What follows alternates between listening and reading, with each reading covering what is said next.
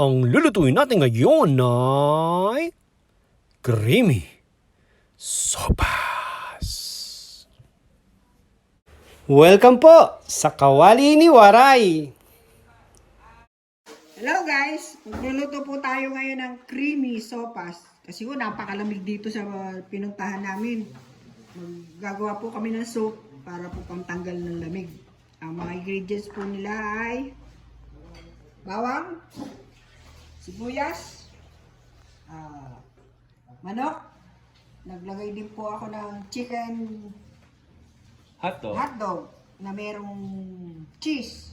Tapos, naglalagay po ako ng mga vegetable na tulad ng carrots, patatas.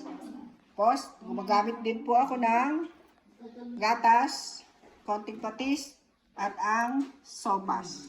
Okay, umpisahan na po natin ang pagluluto. So, Lagyan na po natin siya ng konting mantika. Okay, isa na po natin yung bawang.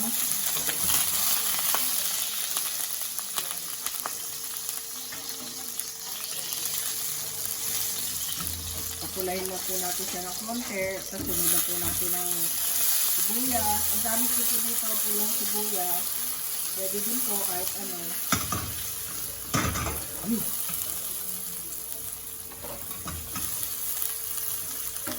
Lagyan na po natin ang chicken. Chicken breast. Chicken breast ang gamit ko. Kasi yun po ang mas malaman.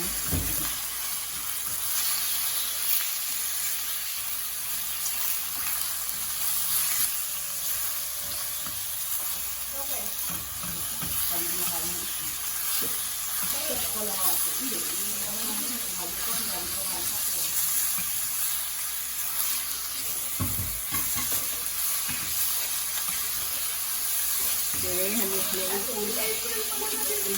po lang natin ng konti. Tapos, lagyan na po natin siya ng konti.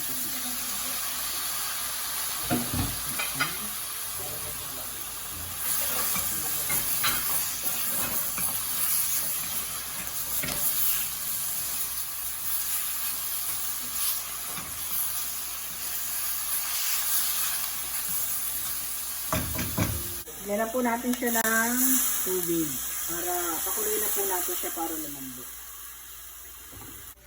Tsaka natin ilalagay yung ibang ingredients. Lagyan na po natin yung ating, yan. Nakulo na po siya. 15 minutes na po.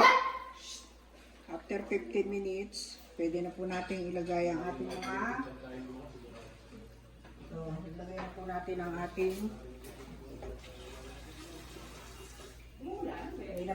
ang ating sopas.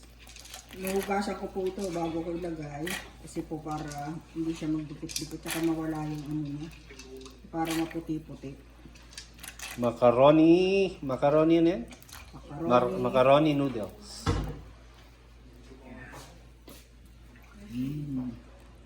Pakukuloy natin ulit. Yes, pakukuloy na po natin ulit. Siguro mga 5 to 10 minutes. Pagka po kumulo na siya, lalagyan na po natin yung mga vegetable. Okay. Okay, balikan po natin ulit. Balikan muna natin ulit. Tignan na po natin. Yan, kulong-kulo na po. Lalagyan na po natin yung mga vegetable natin. Okay, lagyan na po natin yung carrots. Sarap, bango. Tsaka yung patatas.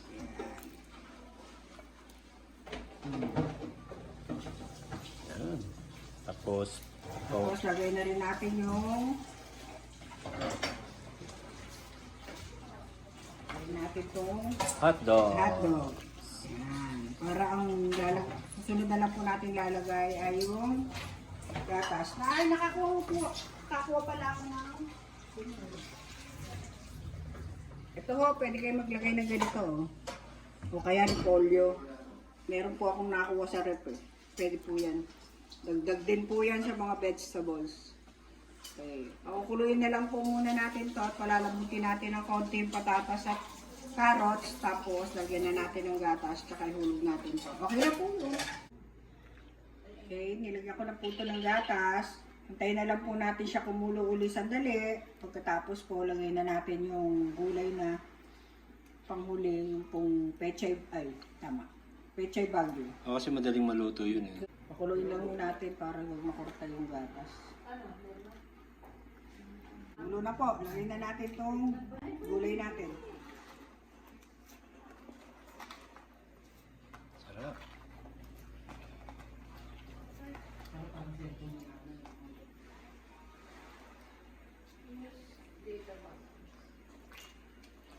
Yan, okay na yan. Yan, okay na po yan.